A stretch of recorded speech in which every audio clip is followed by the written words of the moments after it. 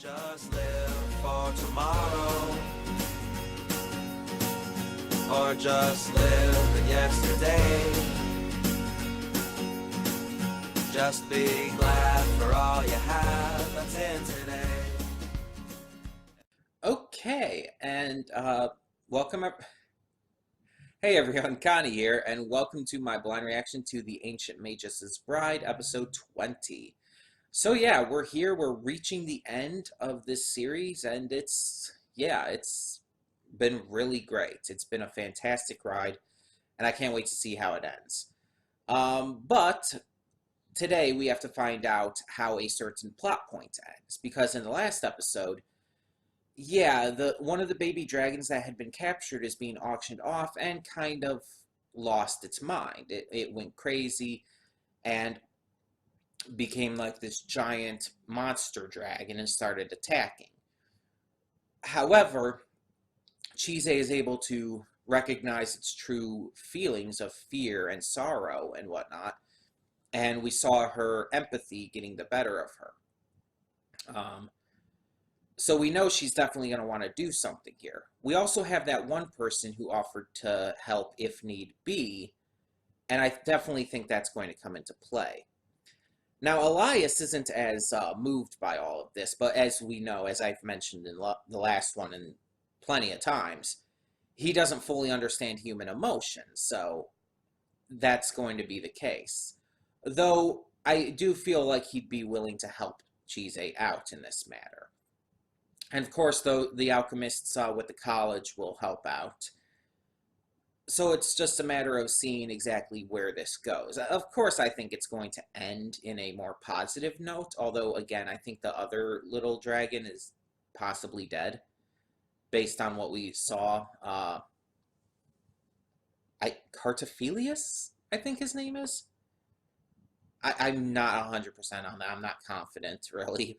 But it's something like that. But we saw him doing to the baby dragons, and apparently we also learned that apparently Carphelius isn't the only soul in that body, and there's another soul named Joseph in there who may be the original host of the body, and that Carphelius like kind of took it over, that kind of thing. So that's interesting if true. If not, I don't know what else was going on there, what else that was supposed to tell us. I guess we'll find out either way. But yeah, I'm super excited to see where this goes. This has been a great series. I'm so glad I got back into it after having initially dropped it, which was a big mistake. A big mistake, but glad we're back in it. So let's get this going. Why waste any more time? When the screen fades to black, pause this redirect and go to the description below. Follow the link to the reaction, and after you watch it, come back here to the redirect and resume play. Because after it fades to black and then fades back in, everything from that point forward will be my afterthoughts and will contain spoilers to the episode. So that being said, thank you so much for tuning in, and I will see you at the reaction. And we are back, and we'll begin with spoilers in 3, 2, 1, now. So that ending, the witch lady, she was like, the way she reacted towards Stella, and then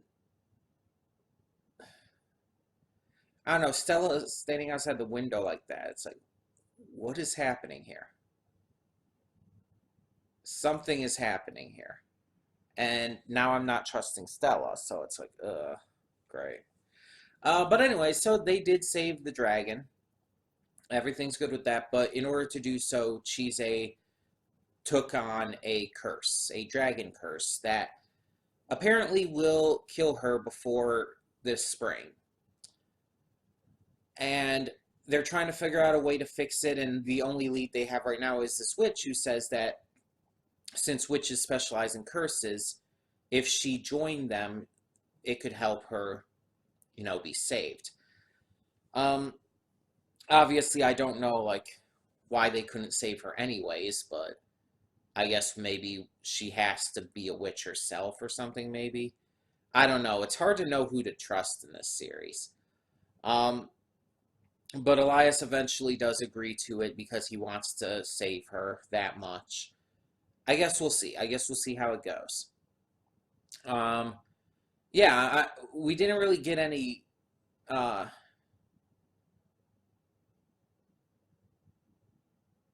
Wait, I was about to say we didn't get any like knowledge on who the person at the auction was who Chise was talking to, but maybe that was the witch. Like she said she had made a deal to help them win the auction, and all she wanted was dragon blood in return. I think that was supposed to be her. Okay, it's that just clicked with me. Um, but yeah, okay. So we got that. So yeah, right now that's the big thing. Trying to fix that as well as obviously Cardophilius watching somehow, presumably, I guess, through Stella. He knows about the Dragon's Curse now, and which is bad. Yeah, who knows where this is going to go. Honestly, it's like the entire thing with Chise and self-sacrifice and all of that and her empathy and all. It's like that is definitely a major part of her character. And I was talking about with my reaction to episode 2 of well, even episode 1 of Demon Slayer, how empathy and kindness aren't weaknesses. And I made a really strong point about that, and this proves it. Yes, it got her cursed and everything, but it's not a weakness. Her empathy and kindness in the end saved the day, saved this poor baby dragon. Her empathy and kindness have done so much, and honestly, it's saving Elias a little bit at a time. So it's like, I definitely believe she will get past this. It's not that I'm worried for her, not at all.